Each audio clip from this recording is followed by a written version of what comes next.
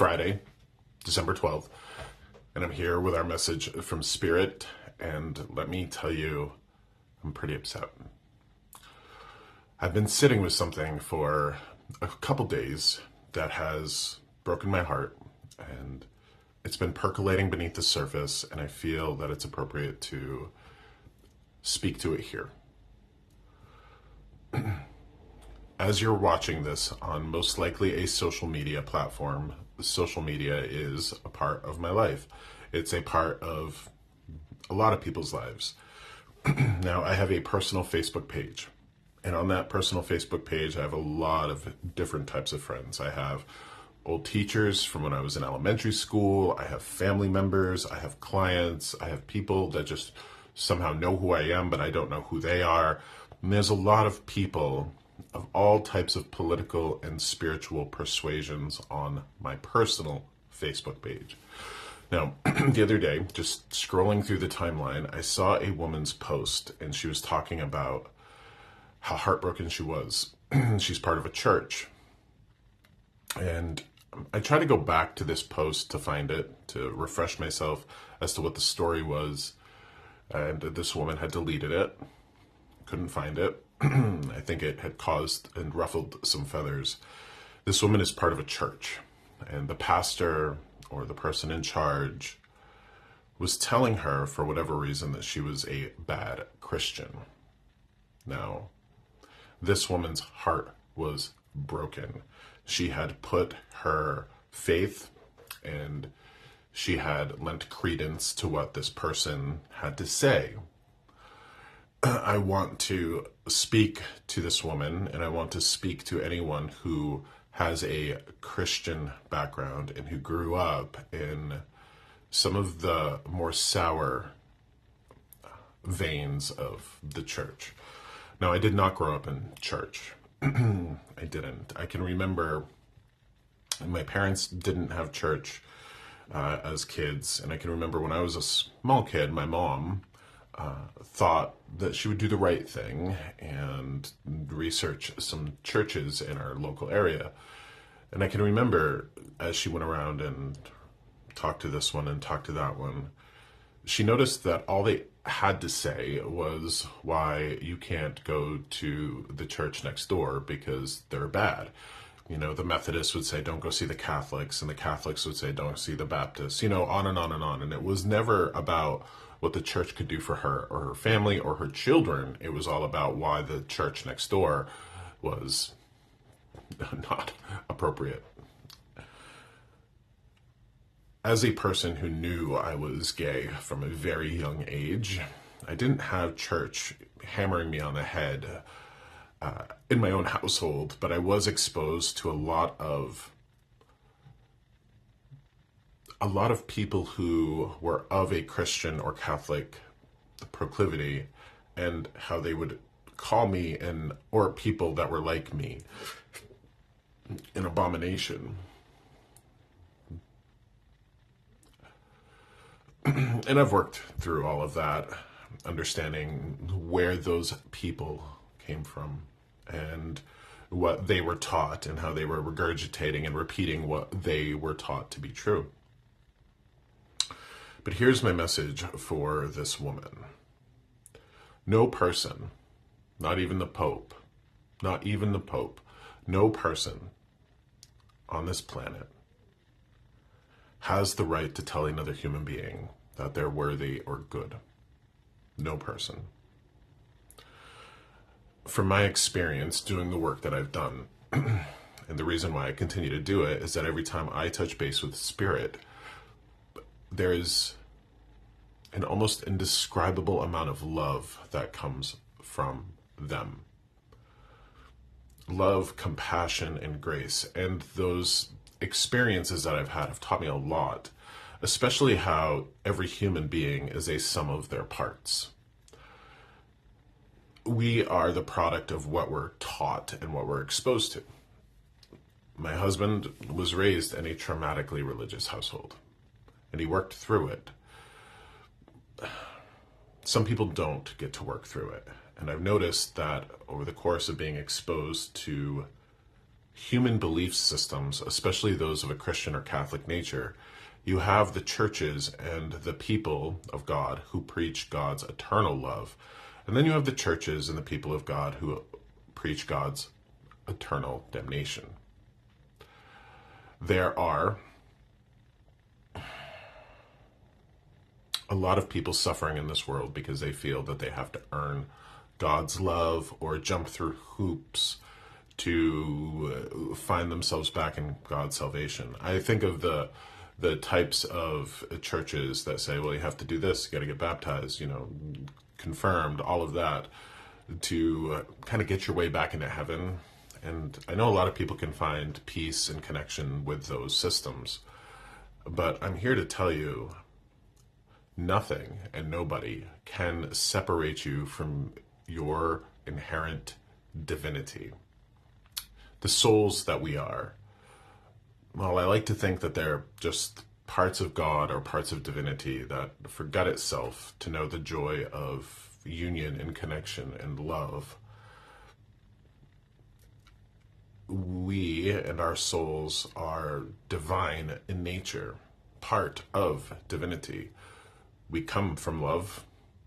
We carry love throughout our lives. Sometimes we're taught what that love is like. And sometimes we have to rediscover that for ourselves. And when we pass away, we return to love. Okay. This woman who was told by her pastor that she's a bad Christian. Well, I have a question for you. Now, I am a firm believer that the secret to life is the answer to the question, what would I tell my child? What would I tell my best friend or my sibling? When we ask ourselves questions like that and we look at our conflicts and our problems through that lens of love, we tap into the part of ourselves that is source, divinity, love. Most often, and I believe that this is what this woman was going through, we can look at ourselves and our lenses through fear. As churches will either preach eternal love or eternal damnation, so aren't humans truly only motivated by either love or fear.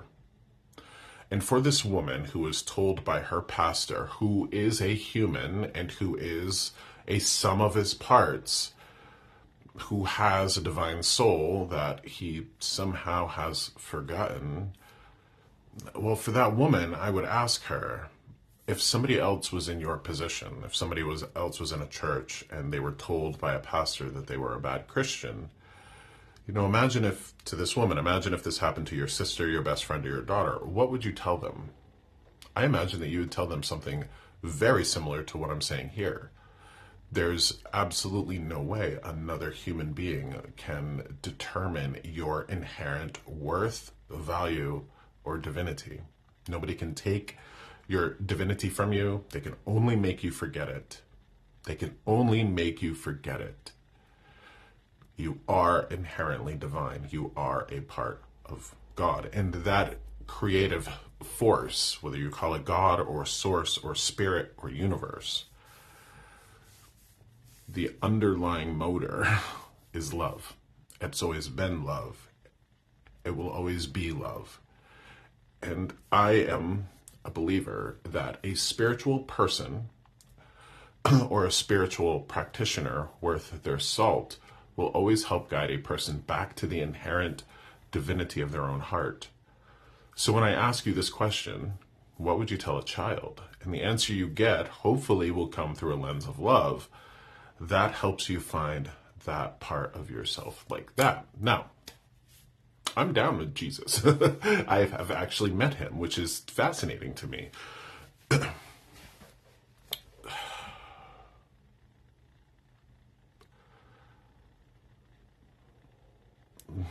For Christian folks, when they hear from the gospel or the parts of, the New Testament, Mark, Luke, John, and all that, there's something that Jesus said, and it went like this. Again, I can't quote him directly. The kingdom of God is within. A lot of people look for it outside of themselves because they're taught from a very early age that they're inherently separate, or they're fallen, or they have to find their way back to the grace of that divine force. When truly, I think Jesus was talking about how our hearts, our soul, our love are part of that divine force. Now, I'm a student of all of this stuff, not only Christian myth, but Greek myth, Roman myth, Egyptian myth, on and on and on.